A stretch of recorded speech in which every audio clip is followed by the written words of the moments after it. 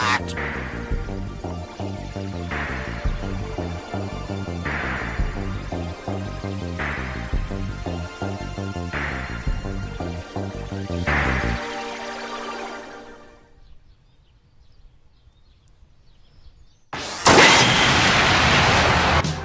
You will be exterminated!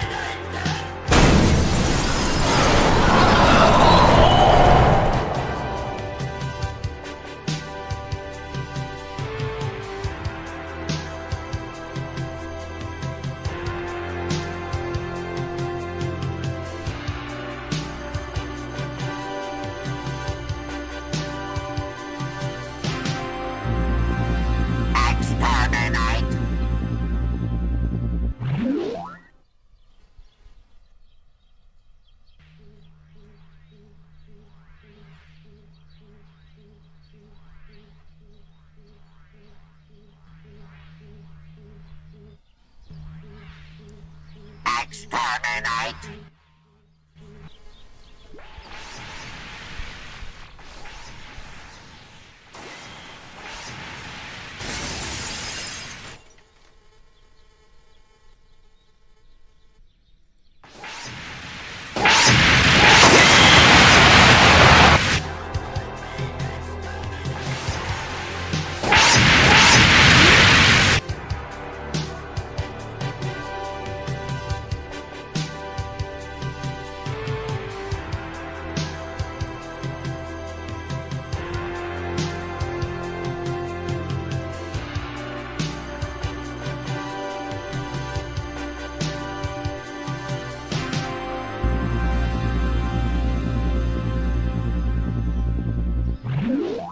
Exterminate!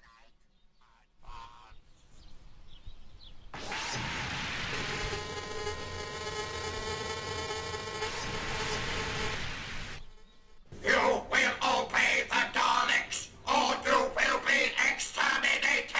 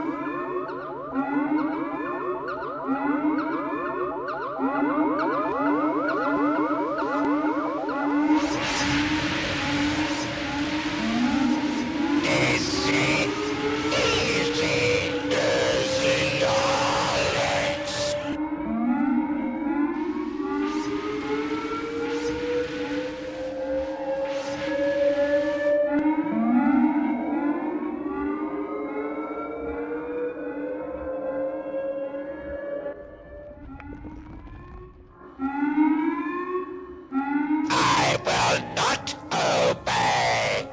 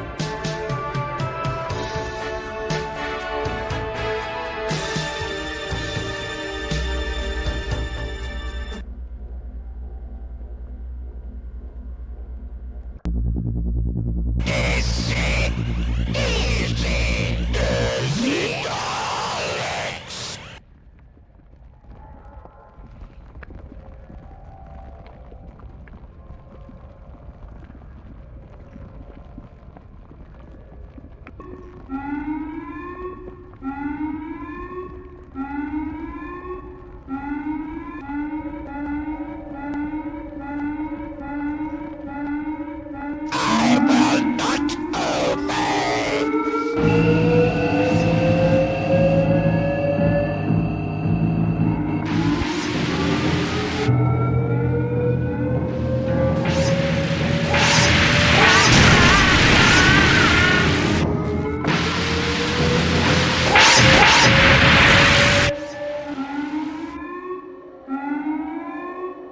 The Emperor must explain.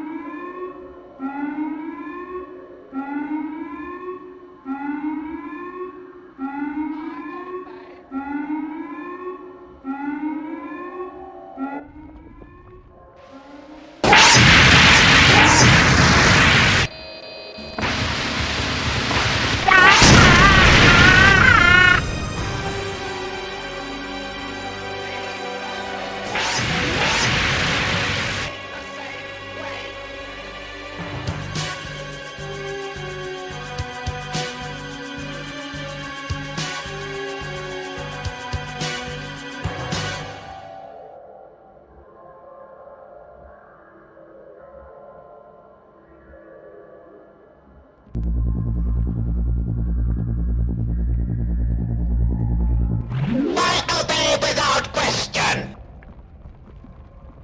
Why obey without question?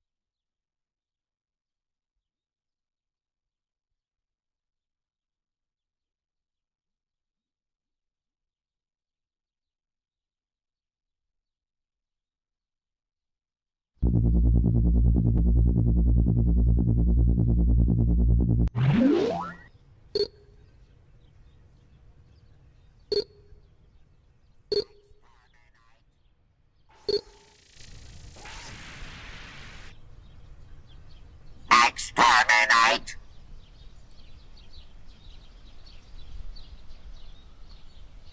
Exterminate! Advance!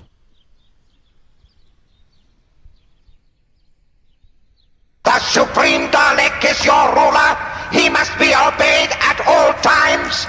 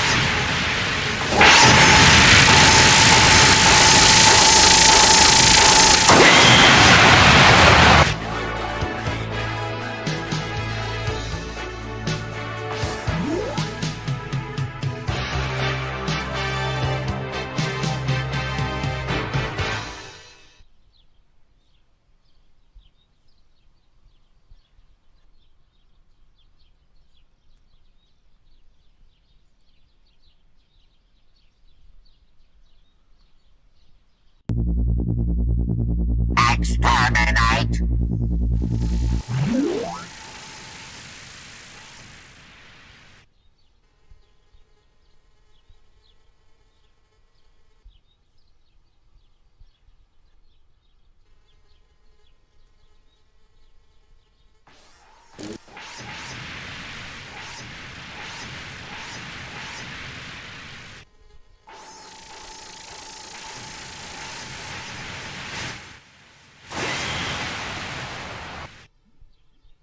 Advance!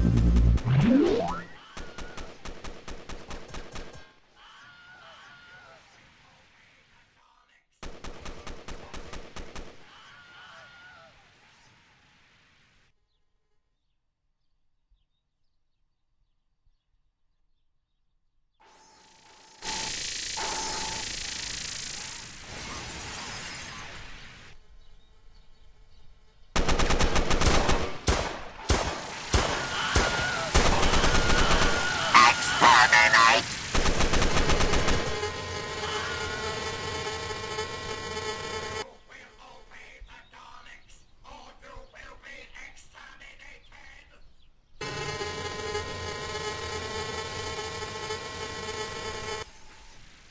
Nothing must interfere with the true destiny of the Daleks! You must be exterminated!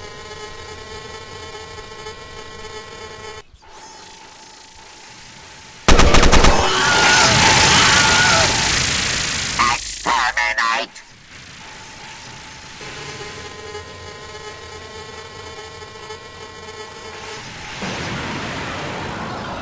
Attack squad in position!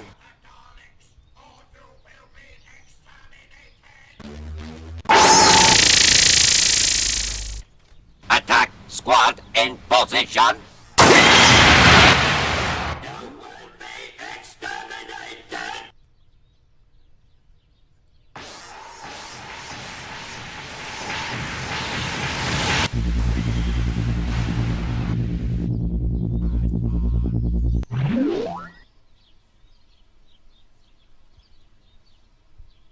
Attack squad in position!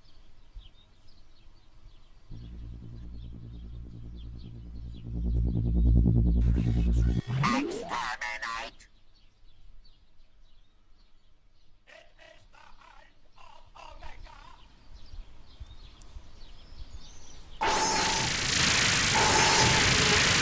Nothing must interfere with the true destiny of the Daleks! You must be exterminated! Or you will be exterminated! Nothing must interfere with the true destiny of the Daleks! You must be exterminated!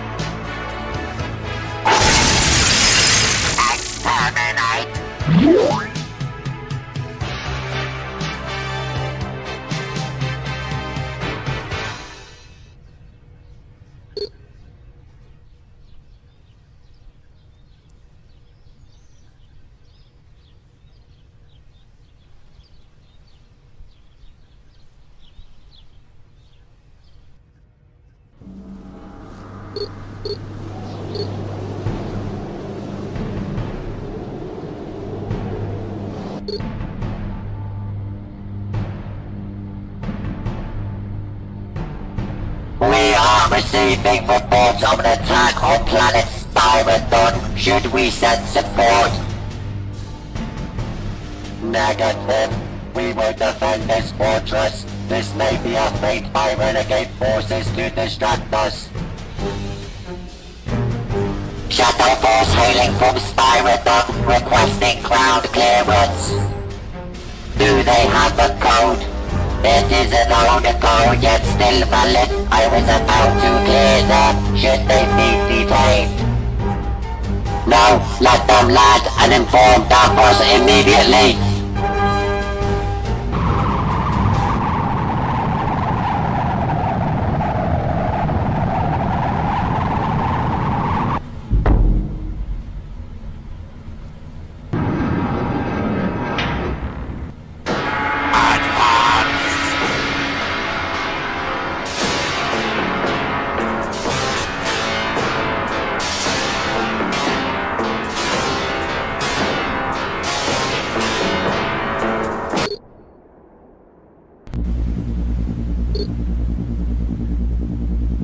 Nothing must interfere with the true destiny of the Daleks! You must be exterminated!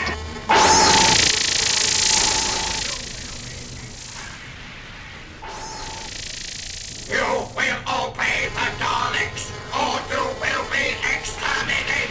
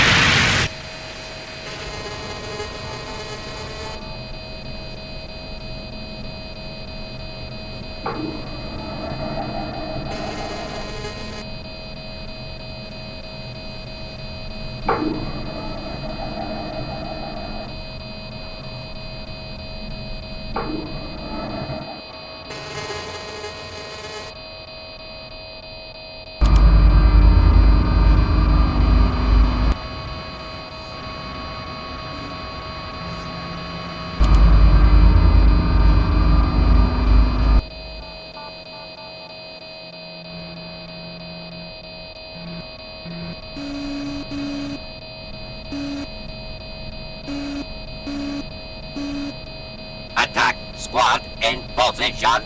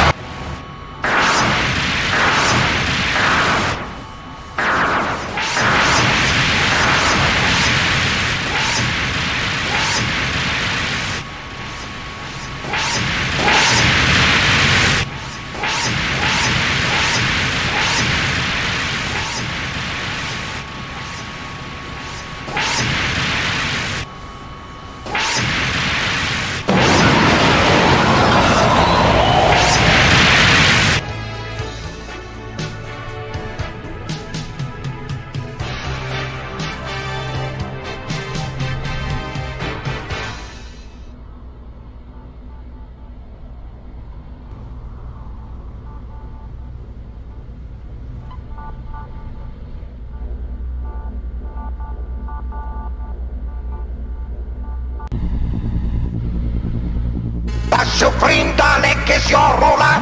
He must be obeyed at all times.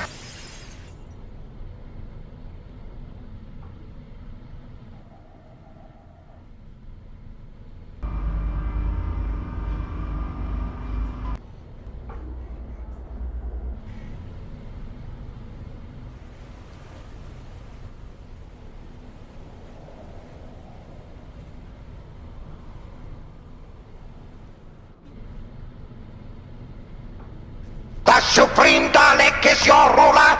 He must be obeyed at all times.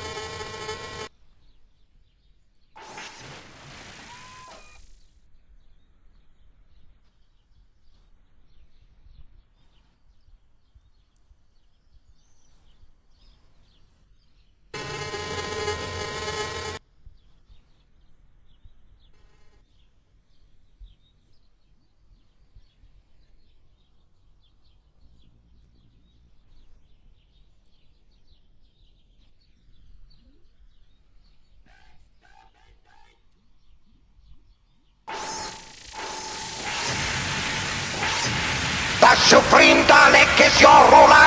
He must be obeyed at all times.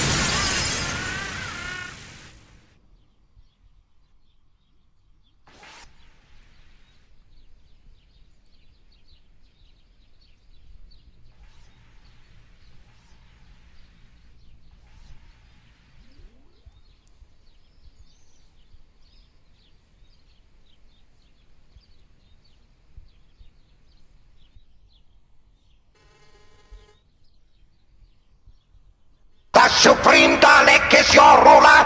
He must be obeyed at all times.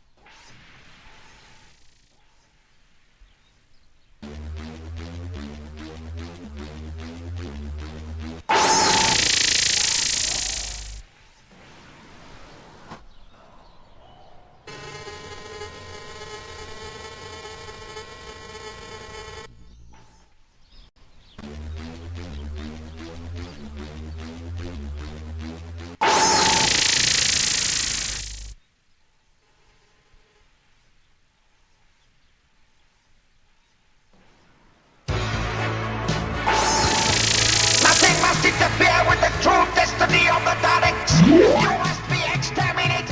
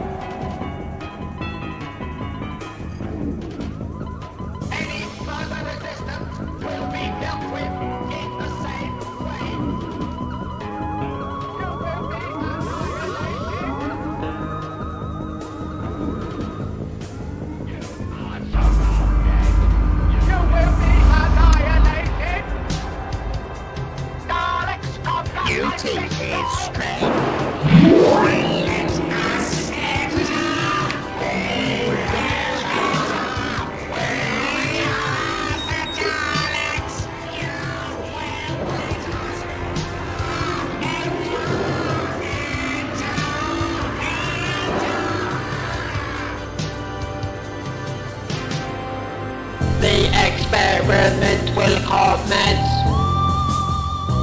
Unlocking experiment chamber 1. Division 5 reporting to chamber 1.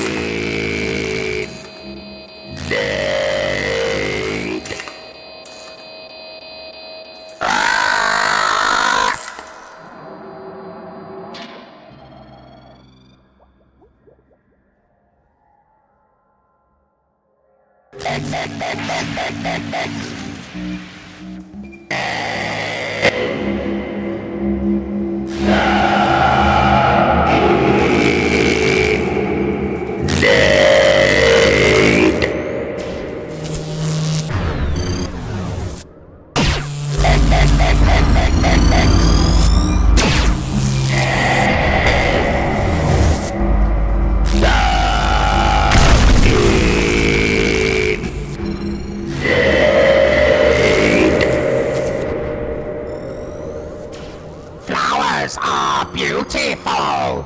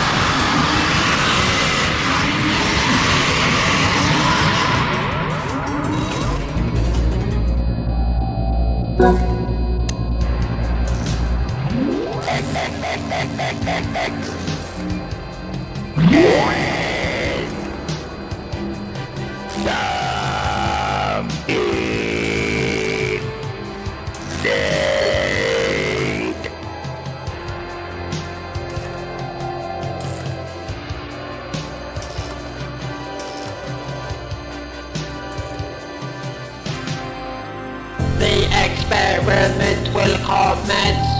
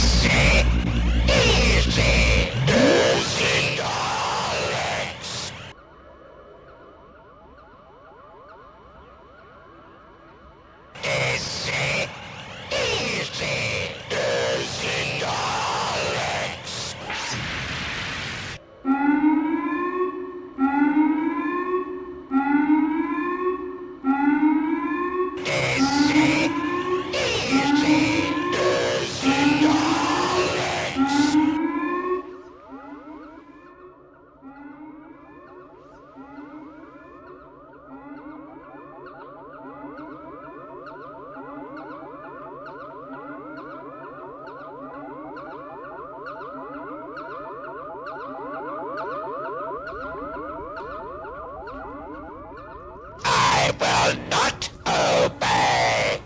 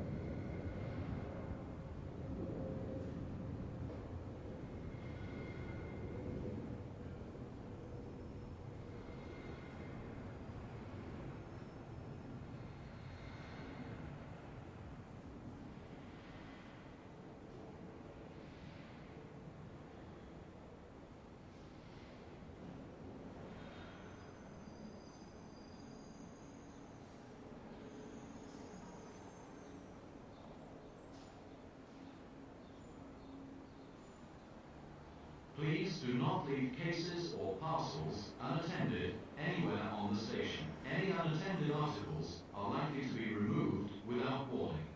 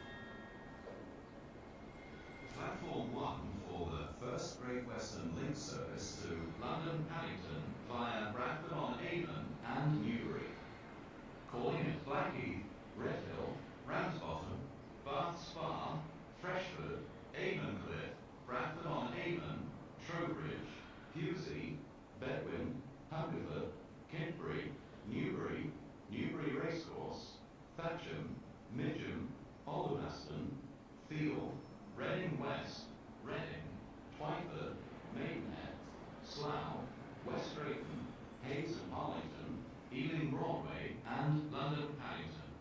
First class accommodation is situated at the front of the train. This train is formed of 3 coaches.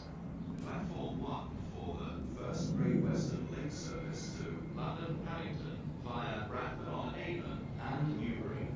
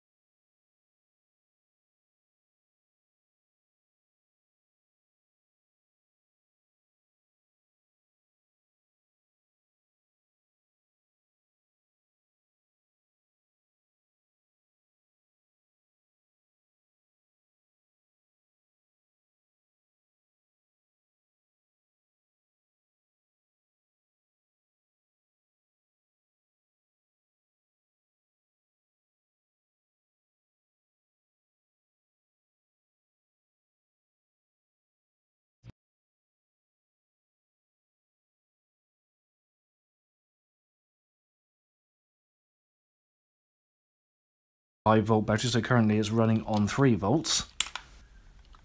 Let's try it on 1.5 volts. Ready?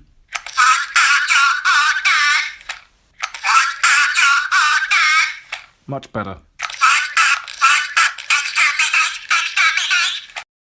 Still pretty fast. Maybe when the batteries run down a bit, it'll sound better, but... Okay, enough play with that. I'm going to put this back in there. That's... What I think it's done is, I think it's chammed up the inside of this. So you'll have to forgive me for a minute, but I'm just twisting this thing.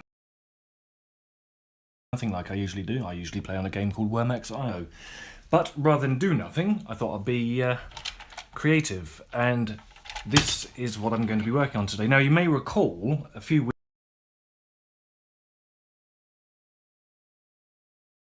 weeks ago at the time of recording, I bought this from eBay, and the whole point of it was to buy a knackered one and completely refurbish it. And when this one turned up, it was in much better shape than I had anticipated. I thought the body was going to be all yellowed and what have you, and I was going to sort of work my way through it and get it back up to spec. Anyway, this one is in very, very good nick. It is just missing the arms and the eyes.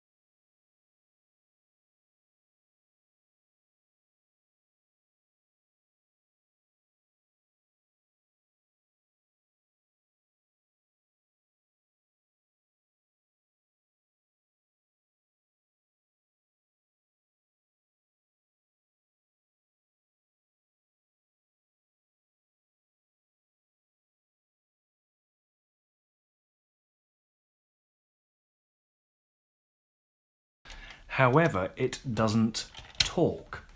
Now, I haven't seen one of these for 31 years, as you may recall from the other video, and I'm going to try and work out why it's not talking. So our tools of choice for today will be the brain inside your noggin, a screwdriver, a couple of batteries, and a... So I'm reading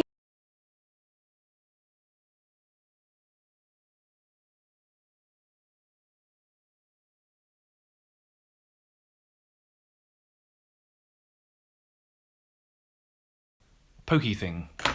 So the first order of operation is, let's just double check that this thing isn't working. Let's put some batteries in.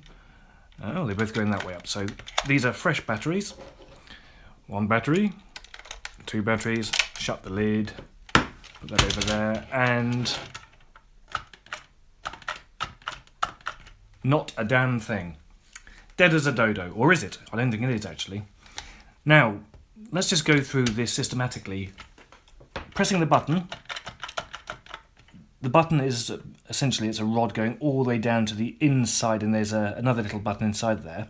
And as you press that down, it pokes it. Now, we can immediately discount this as being the problem because I can hear and feel it making contact. Listen. So it's definitely making contact. We know the batteries aren't dead. So let's just pop that out and get those batteries out.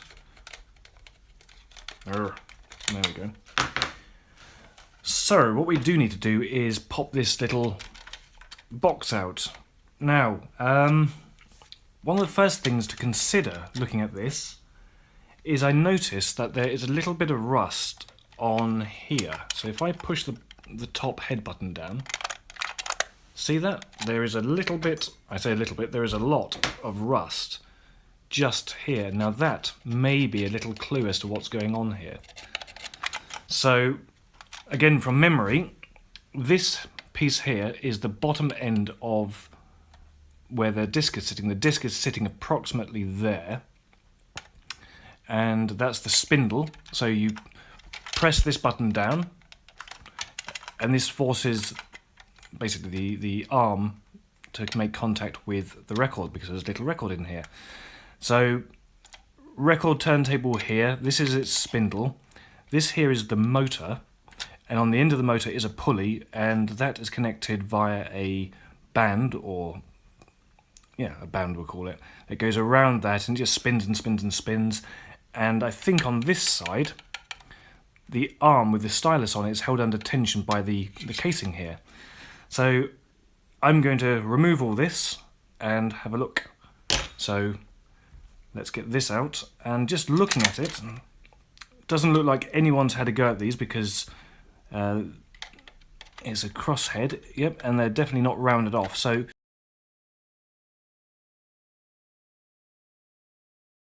on it is held under tension by the casing here. It goes around that and just spins and spins and spins. And I think on this side, the arm with the stylus on it is held under tension by the casing here. So I'm going to remove all this and have a look. So let's get this out, and just looking at it, doesn't look like anyone's had a go at these, because it's a crosshead, yep, and they're definitely not rounded off. So let me remove this and we'll come back in a moment. Okay, so I've taken the insides out, and that's what it looks like, in case you're curious. And here is the voice box. Okay, so I've taken the insides out, and that's what it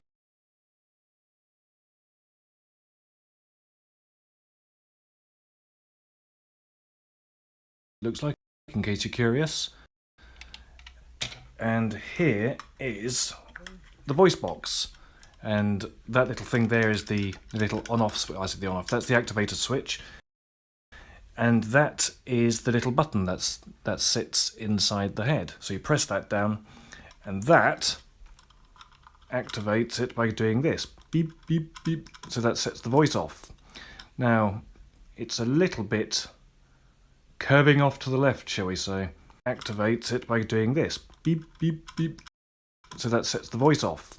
That sits inside the head. So you press that down, and that activates it by doing this, beep beep beep. Is the little button that sits inside the head. So you press that down, and that activates it by doing this, beep beep beep. So that sets the voice off. Now it's a little bit curving off to the left, shall we say. So I may need to heat treat that and straighten it up, but that's something I can do later on.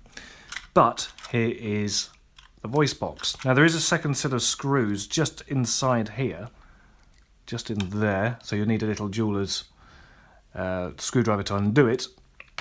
And actually I've undone it, but the screws have stayed in there. But look, a bit dusty, but here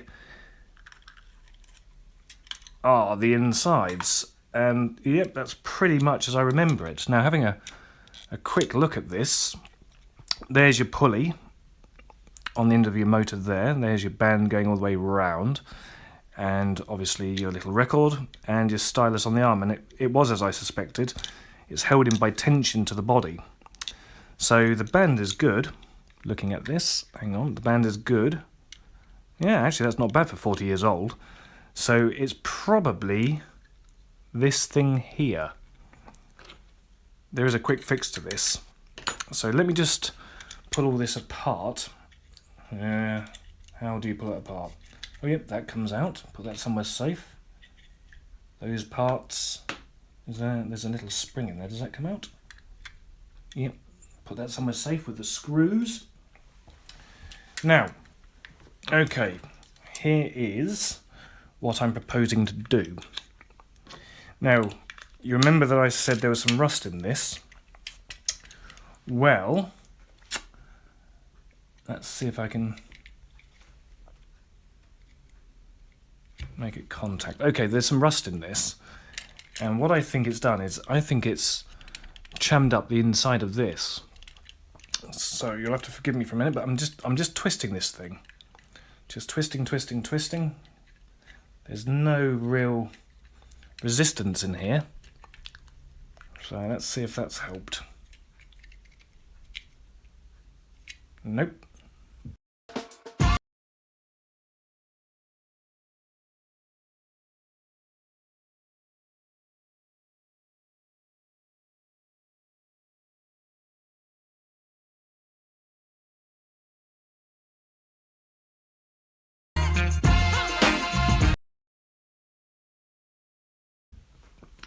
I'm now going to try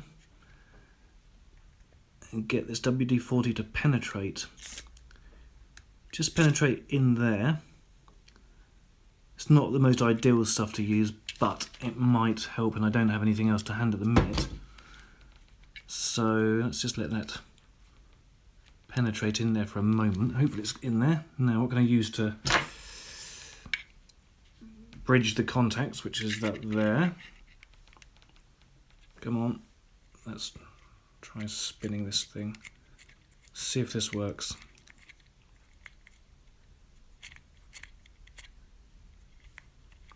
It's got 40 years worth of gunk in there probably.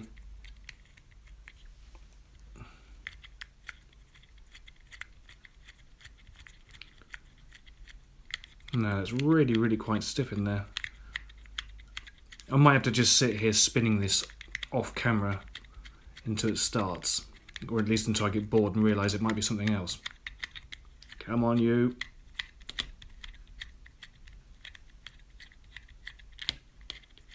I can feel it. Right, I'll come back to this in a moment. Okay, we've made some progress here.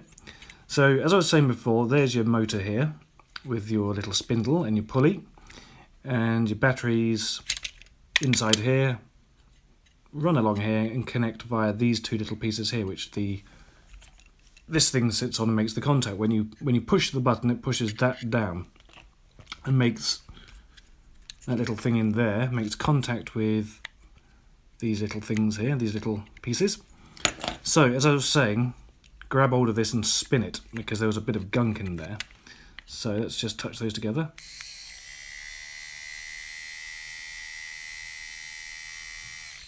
So as you can see, it's working. Now, all it really was just trying to free all the gunk up. I sprayed a bit of WD-40 in there. And it's just a case of spinning and spinning and spinning whilst holding those two together. And that seems to work. So I'm now going to put all the rest of these parts on. And here's the band, or the pulley. Actually, technically the pulley's over there. But for something that's 40 years old, that's in really good, supple shape. There's not even a kink in it if you look at it. Not really. Slight kink there maybe, but that's good. So I'm going to put all this back together again and see if we can get it talking. Actually, I tell you what, I'm going to put it back together on camera. I am concerned slightly about the light here, but let's try it out. So that need the spring first. There's the spring. Spring on there. Actually, let's just get rid of some of that rust. There we go. So I am doing this slightly out of focus, and that's not the camera, it's rust. There's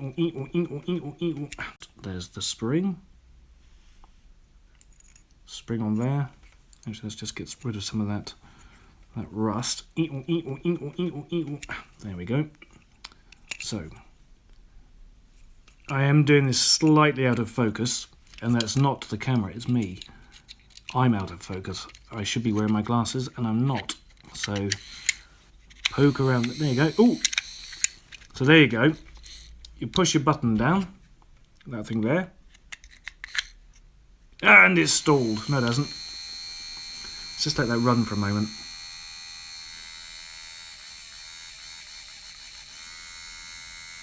Really blow the dust and the rust out of it. Okay. Actually, I think just for now, I'm going to take the batteries out. 1, 2. So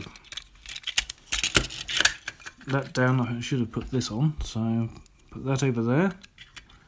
Out over there, where's my spring? Yeah, fingers and thumbs today. That goes in. That goes in there. Little springy thing down in there. There we go. Now, what do I do with the stylus arm? That stylus actually looks okay.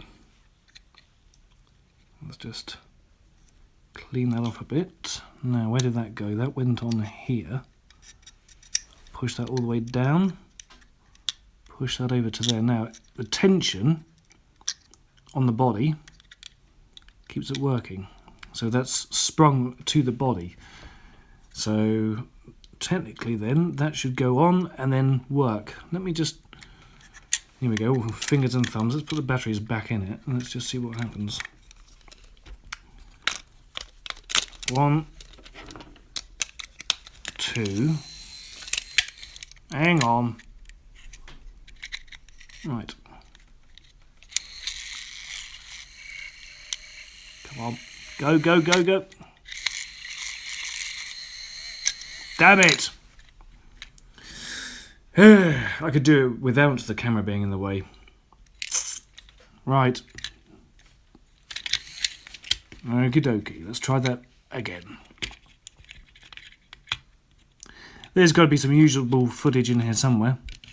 Surely. Right. Stylus, where have you gone? Oh, right, hang on.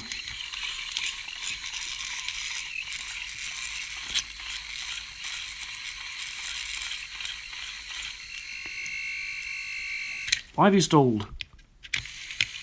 Hang on. Come on.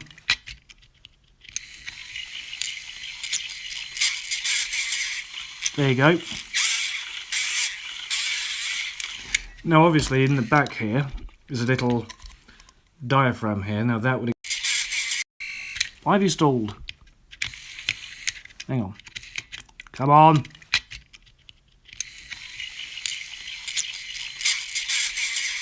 There you go. Come on.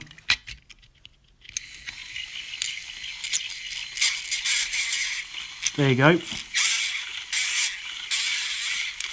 Come on.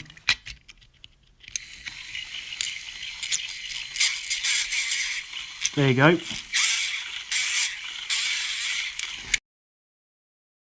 Now obviously...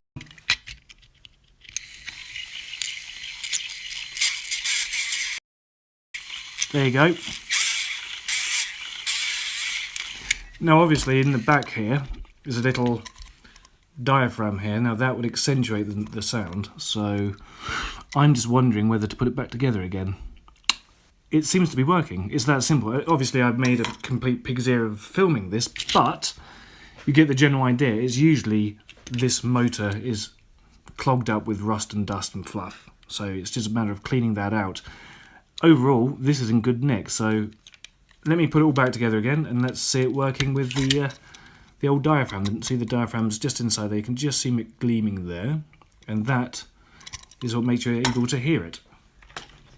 Okay, with a bit of fiddling, I've got it all back together. One thing you've got to watch out for is the little stylus arm. As you're putting this together, you've got to sort of reach in and hold it there and then quickly slam this shut and screw it back together with the little screws that are in here. So, it's all in there. Let's have a look. The moment of truth, eh? Batteries. 1, 2. Ready.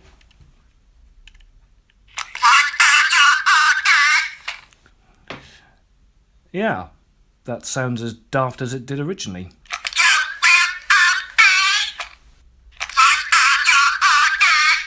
I think there's 4 phrases, so we've had 2 so far out of the 3. Okay.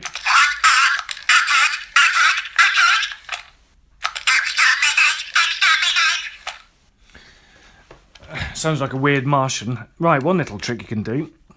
Takes 2 of these 1.5 volt batteries, so currently it's running on 3 volts. Let's try it on 1.5 volts. Ready?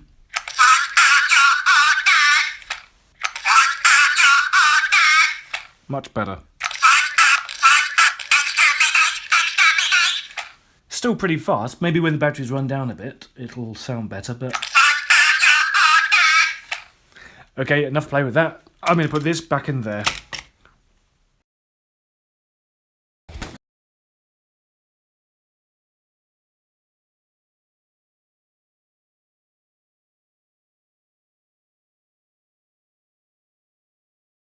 Let's put this all back together. So that goes in here somewhere. Where is it? Oh, there we go. Nope, nearly got it, nearly got it. I can just about see it. There, that's in. And which way up does this go? That goes in like so. Hang on, there we are. Always keep your screws and your parts where you can find them again. You don't want to go losing them. So...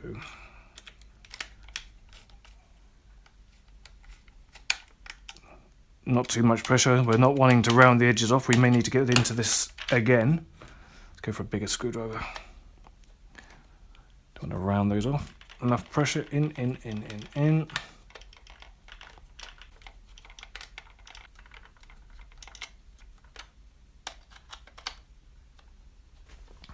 There is our Dalek.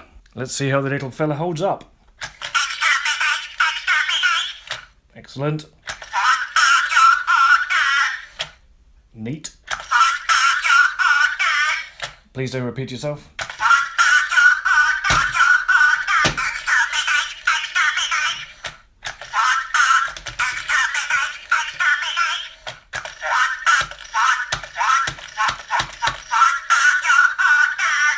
Mixed DJ.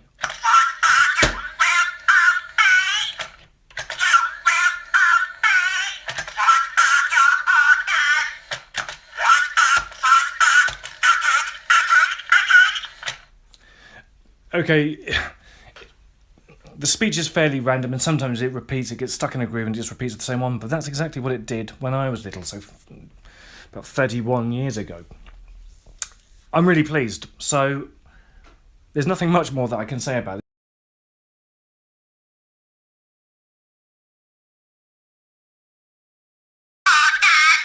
Much better. Still pretty fast. Maybe when the batteries run down a bit, it'll sound better, but...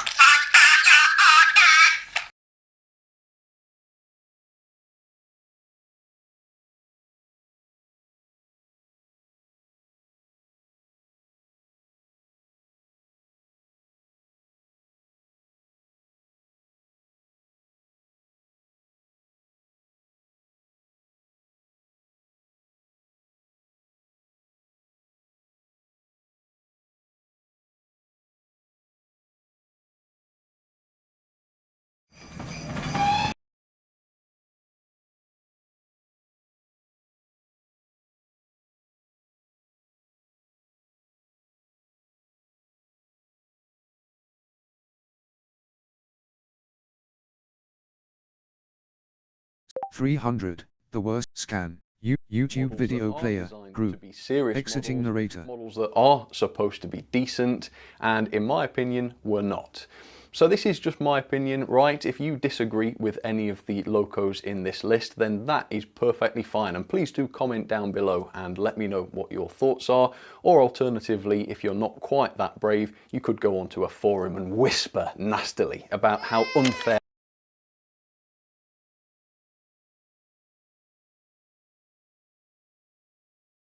please do comment down below and let me know what your thoughts are, or alternatively, if you're not quite that brave,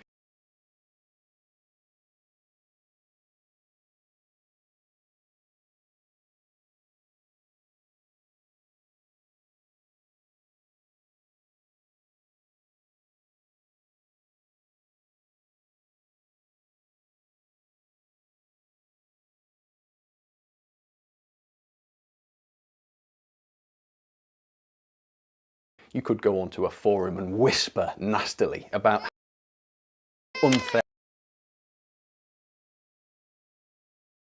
I am.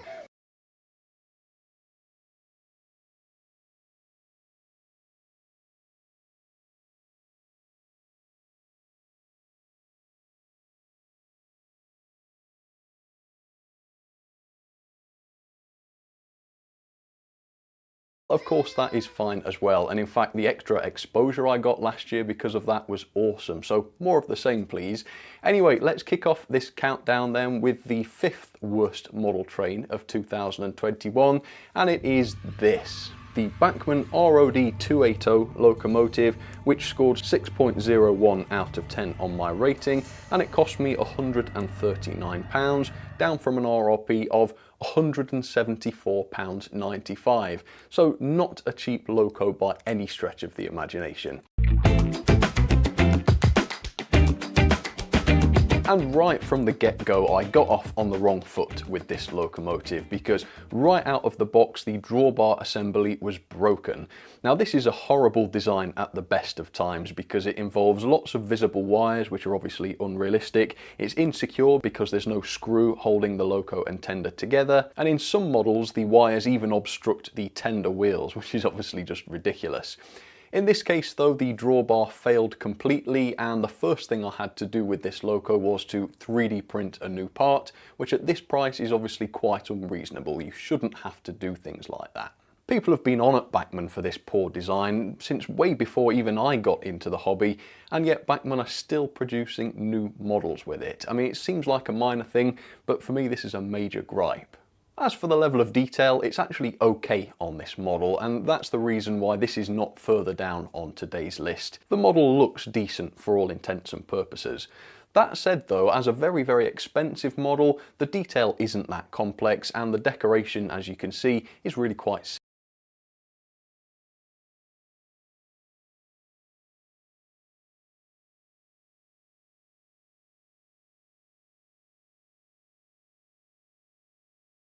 simple. There are a few issues, such as the very flimsy handrails, for instance, which are not properly secured in places. Same with the ones around the cab. Those are overly fragile and easy to damage, and there's a few gluey messes here and there, such as inside the cab, which suggests that the loco was quite carelessly assembled. The biggest letdown on this loco though was, as is quite often the case from Bachmann, the mechanism. There are no separately fitted turned bearings on the axles, and instead the axles just fit into square slots cut into the chassis, and the loco also features a very cheap 3-pole motor without a flywheel. There isn't even a cover over the gear train, and you've got the classic horrible messy Bachmann soldering to top it all off. As a new model though, I do admit this loco ran well. It was nice and smooth, and it does a fairly good crawl. So while the model is far from great, it certainly doesn't deserve to be any further down on this list. Now today I'm going to be dishing out punishments for each loco, which I'm sure most of you will be very pleased about. So for the Bachmann ROD 280, let's pass judgment.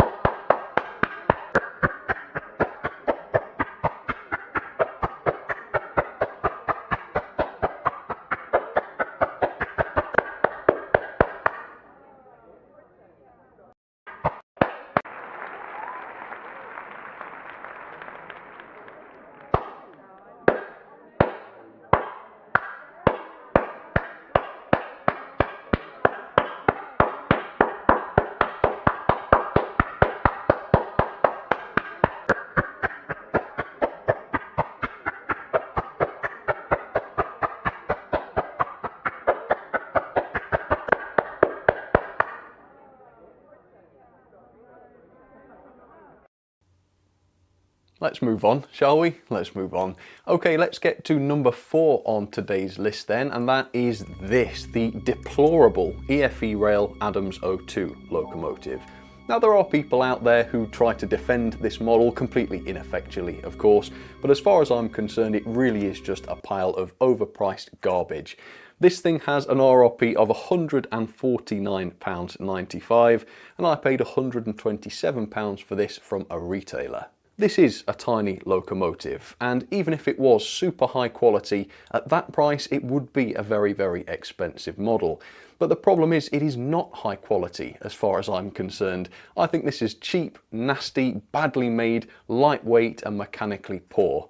It weighs in at a pathetic 156 grams, which brings it around 100 grams less than Bachmann's 08 shunter, and the reason being that the entire body and running plate is just made of cheap, thin plastic.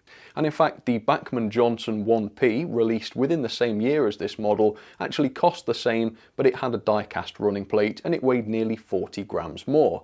And that was a good loco. Speaking of plastic, the coupling rods look terrible. They look like they're made of plastic. I'm not sure whether or not they actually are. The model has no sprung buffers, it's got messy banding on the boiler, shoddy assembly of some of the more complex details, which ruins the model really. There are some good aspects of this loco's detailing, but this is not the video for them. So if you're interested in more, check out the review I did on the loco, and that goes into quite a lot more detail.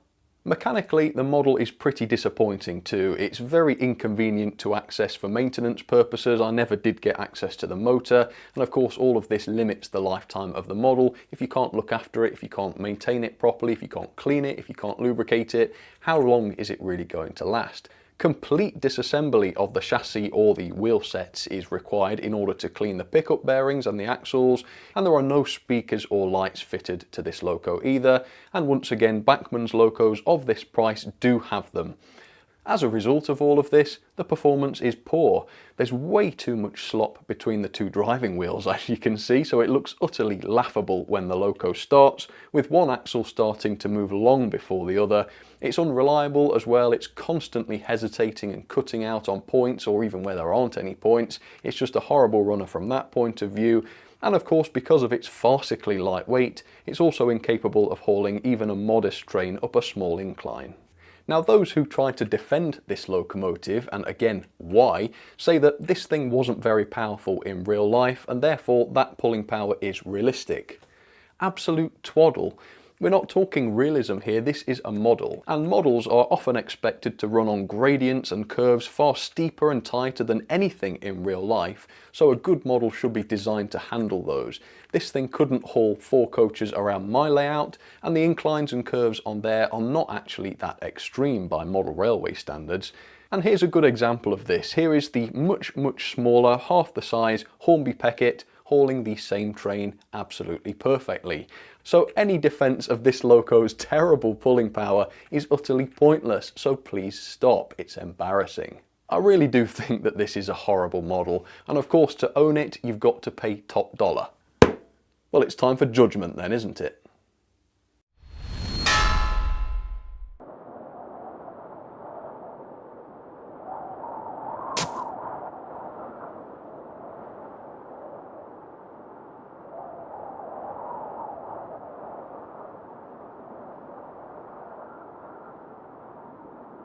This really wouldn't be much of a worst models video if it didn't feature Helgen in some way. Helgen have manufactured some of the poorest quality models I've ever reviewed, and the worst one I've looked at from them this year was this, the Helgen Class 17, which interestingly Helgen are now re-releasing for a new price of £152.15. Oh, I can just see those flying off the shelves, can't you? Well, mine cost me a slightly more reasonable £105, but it was still not worth that money in my opinion. I found that the loco was extremely lightweight with its all plastic sole bar and bodywork, which makes the weight even less than a Bachmann pannier tank. That is unbelievable. From removing the body is the much smaller, half the size Hornby Peckett hauling the same train absolutely perfectly. So any defence of this loco's terrible pulling power is utterly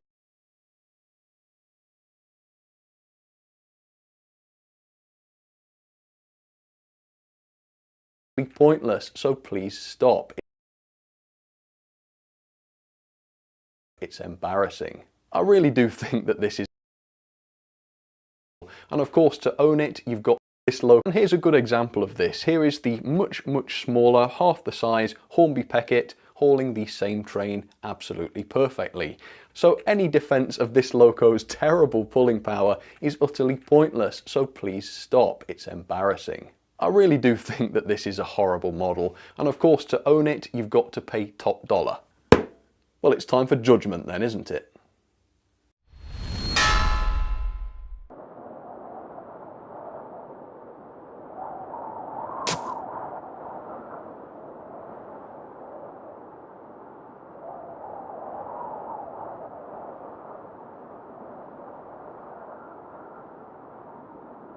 this really wouldn't be much of a worst models video if it didn't feature Helgen in some way.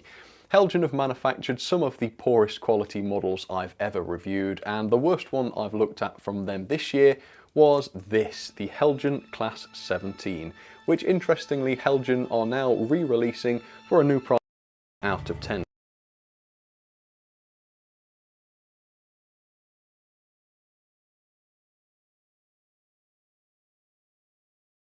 On my rating, and it cost me 130. People out there who try to defend this model completely in Helgen Class 17, which interestingly Helgen are now re-releasing for a new price of £152.15.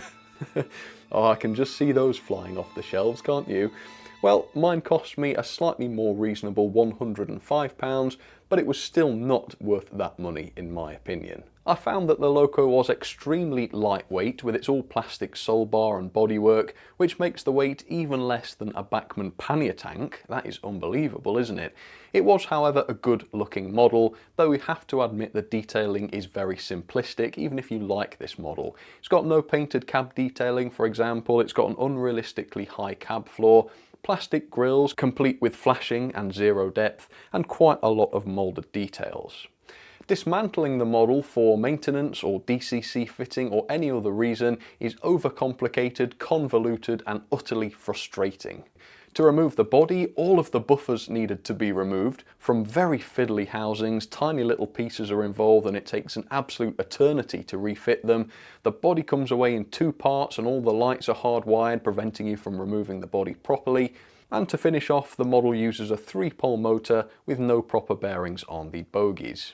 And in my experience, the performance from the Helgen Class 17 was absolutely terrible. Straight out of the box, it was running at a ludicrously low speed, and it continues to do so even after being lubricated and properly run in. Finally, the couplings that came with my example were completely warped and unusable, and the buffer beam detailing prevents them from being used anyway without removing lots of the details. So far, I've not seen any evidence that the new release from Helgen will have been upgraded or rectified in any way. So Helgen, if it has been improved, you need to say so and you need to make it clear, otherwise people are going to avoid that model. But for the model I bought this year, it's time for some judgment.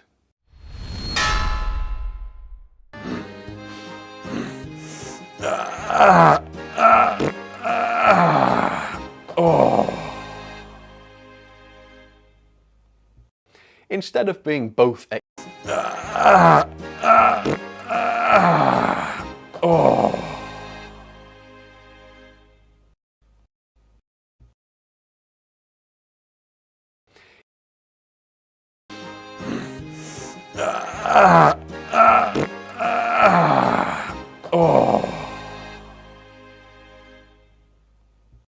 instead of being both expensive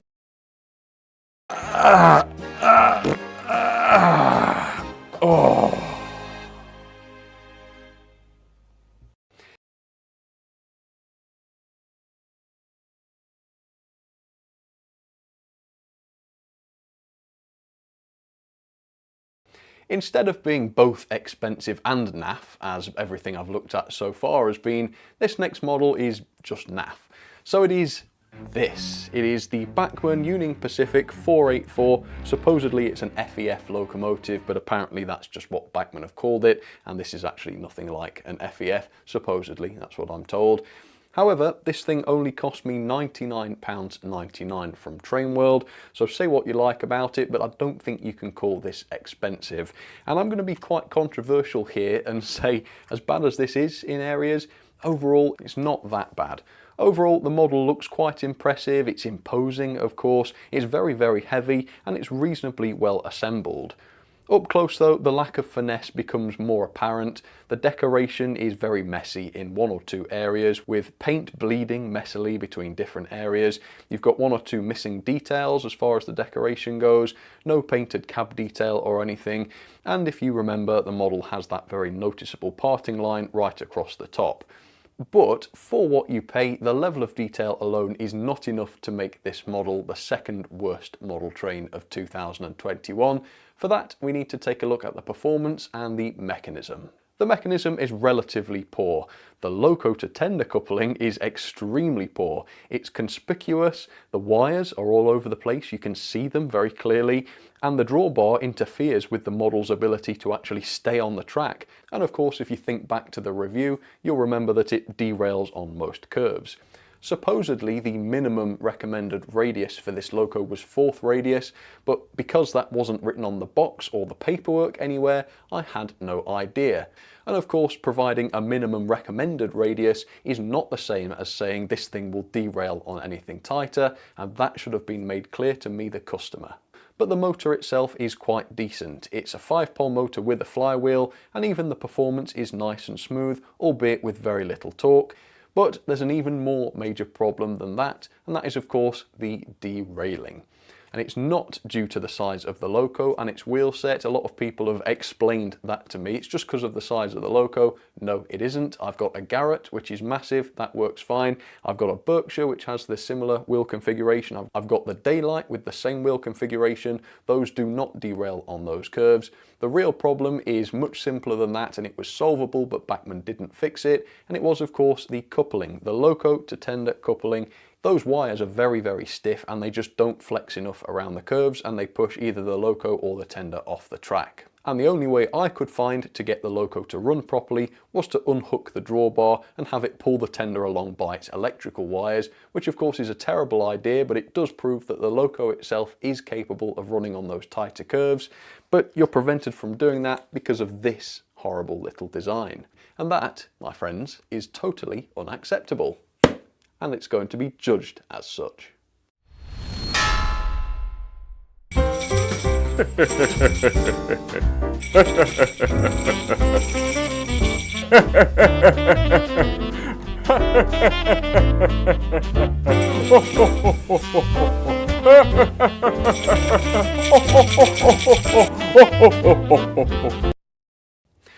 So, you've seen all the junk I've had to offer so far today, and you're probably wondering what foul excretion could possibly be worse than all of those.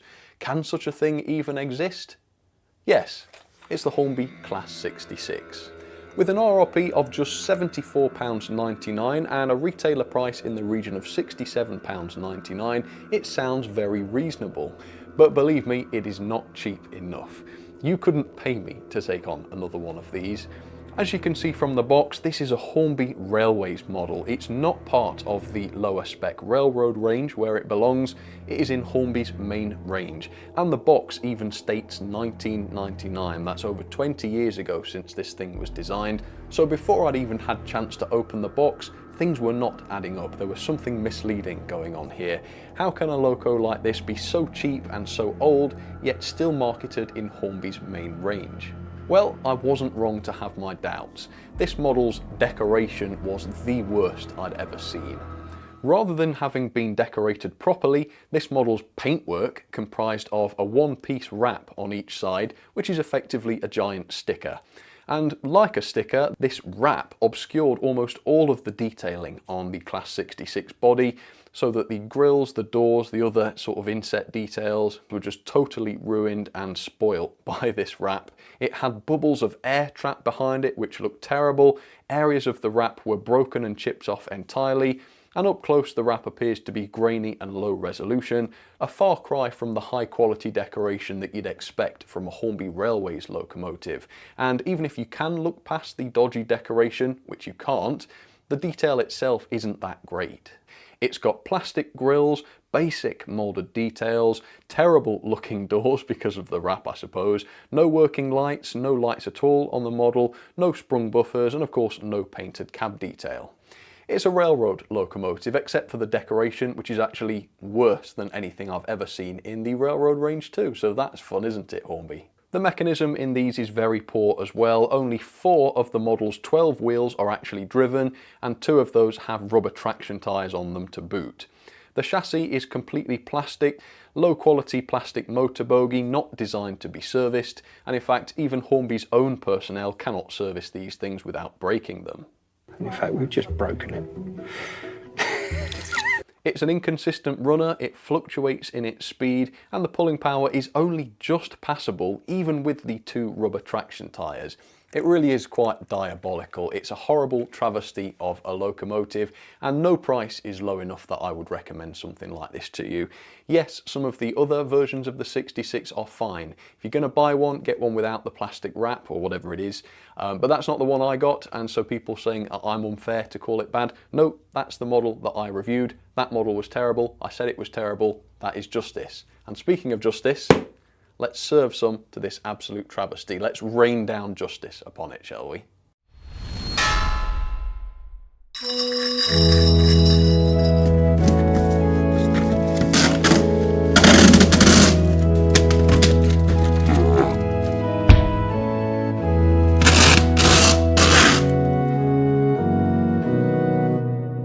Forgiving Lord, bestow not your forgiveness upon the locomotive within, but upon those who created her.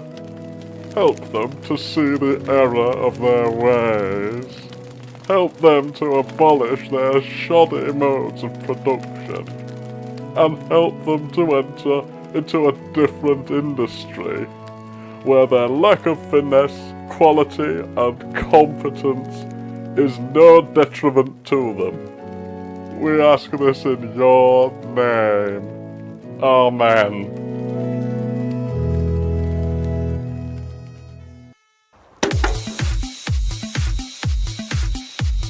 We've just broken it.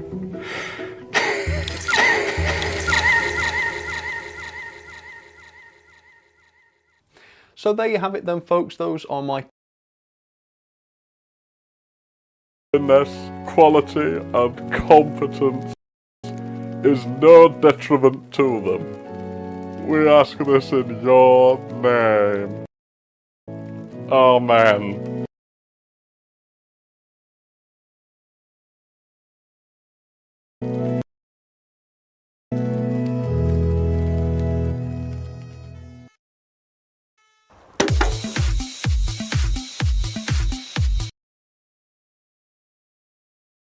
We've just broken it.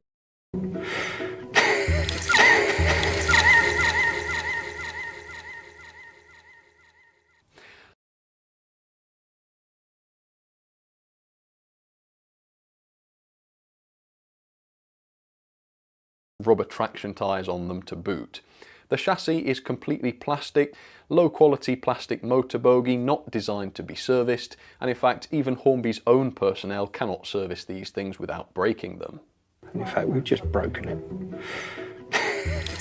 It's an inconsistent runner, it fluctuates in its speed, and the pulling power is only just passable even with the two rubber traction tyres. It really is quite diabolical. It's a horrible travesty of a locomotive, and no price is low enough that I would recommend something like this to you.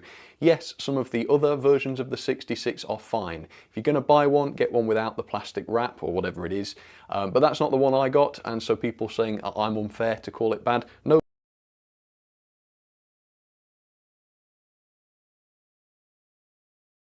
About them, check out the independent reviews of each, and you will be able to find out a lot more there.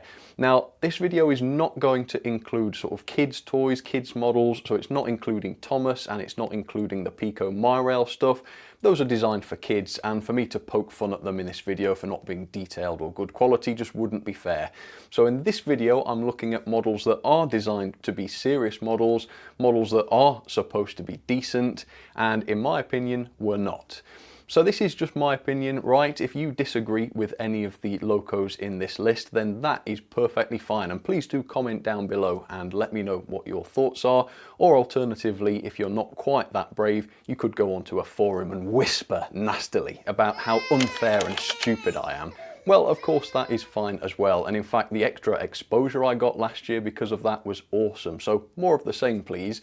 Anyway, let's get unfair and stupid.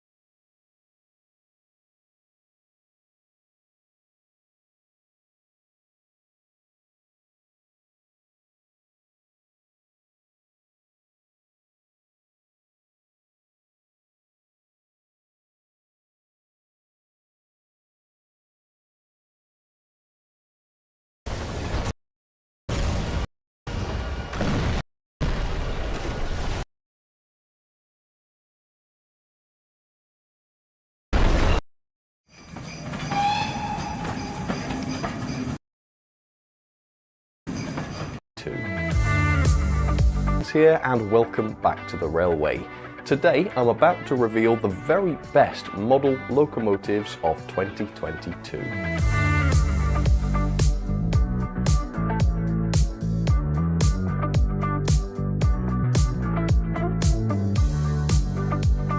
I really hope you enjoyed my last video because it's always one of my absolute favourites of the year to film. It's all about poking fun at the very worst ranking models of the year. It's a lot of fun to make, and if you haven't seen it, I'll pop a link up there. Today's video is also one of my absolute favourites of the year to film, but for the opposite reasons. Rather than making fun of the worst locos, today we're going to be celebrating the very best locos, which is arguably even more important. So today's locos are not my favourites of the year. Today's locos are objectively the best in my opinion, according to my reviews. So every loco you see today will have to have aced every one of my review categories. So that's detail, performance, power, mechanism, quality and value. There are loads of locos that I've reviewed this year that absolutely deserve to be among the top 5, but they don't appear there because they just happen to fall down in one category. That one category is usually value, by the way.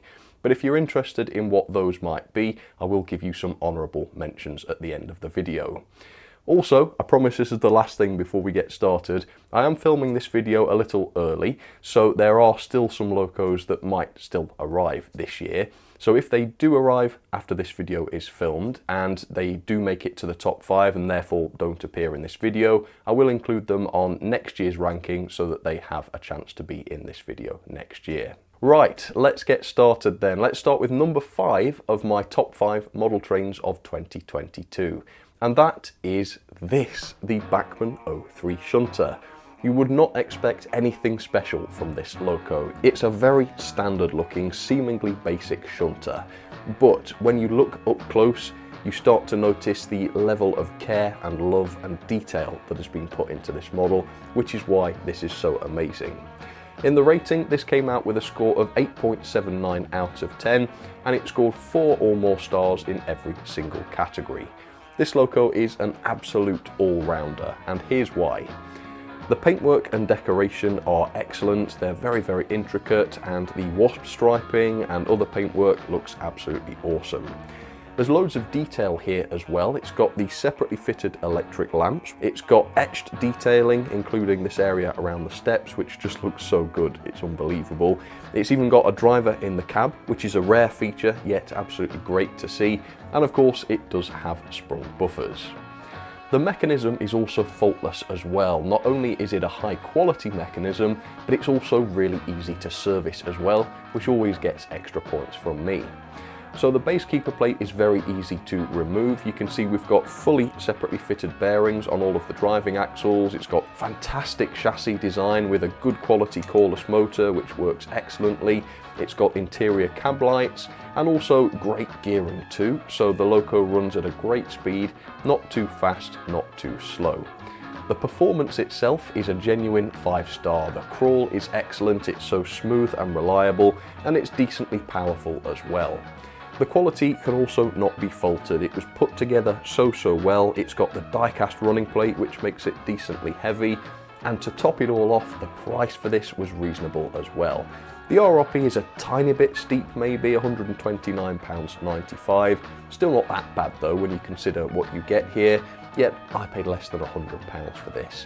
Fantastic model, maybe it looks quite unassuming, but it still absolutely deserves to be here in the top 5.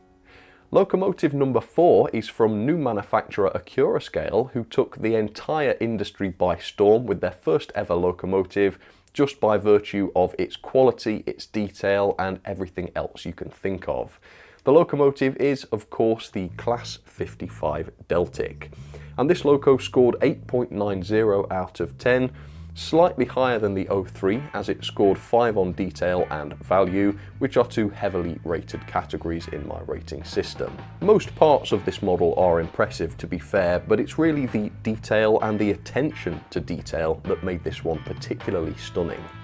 The paintwork and decoration is sublime. It's got a great quality finish to it overall, very, very complex decoration with many separately fitted parts which are separately painted as well, and masses of cab detail. It's quite difficult to take in just how much cab detail there is. The details themselves include a full lighting suite, engine room detail, masses of cab detail. It's quite difficult to take in just how much cab detail there is. The details themselves include a full lighting suite, engine room detail on the interior, so not just cab detail, hundreds of separately fitted parts. I would be willing to bet there are probably hundreds rather than tens on this loco. And these include the etched window wipers, which do look like they're made of metal, real metal chains, and of course sprung buffers. The chassis is also high quality too, with a great mechanism inside. The chassis itself weighs more than any other loco I have on record at 806 grams. It's got a really simple DCC fitting solution which negates the need to disassemble the loco in order to chip it. That's a great little feature. And it also has all of the usual quality features such as proper bearings and a powerful motor. So this is one of the most complex and detailed locos available in the industry, yet it is far from being one of the most expensive. These were available for £160. No messing around with fake RRPs, which are just inflated prices and you get them cheaper at retailers, but some retailers rip you off by charging RRP anyway. Nothing like that. Accuroscale set their prices, and those are the prices wherever you buy their models. How wonderfully fair is that? Makes a lot more sense. £160 for this is just outstanding value in this day and age. This is not a 5 years ago price, this is 2022, and this model just shows what can be done for £160. Other manufacturers, please take note. If the couplings worked better and the crawl was slightly improved, and maybe the quality was a touch better as well, this would have been top of the ranking without a doubt. Well done, Accuroscale, what an awesome loco. Bill and Janet.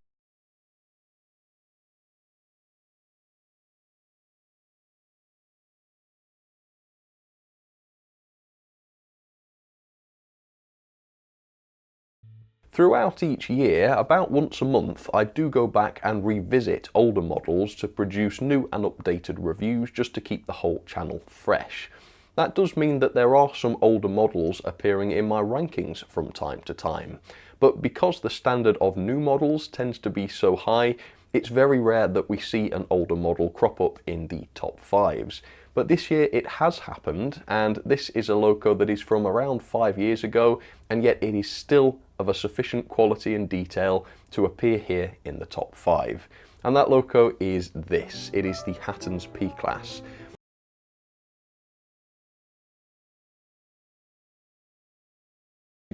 And yet it is still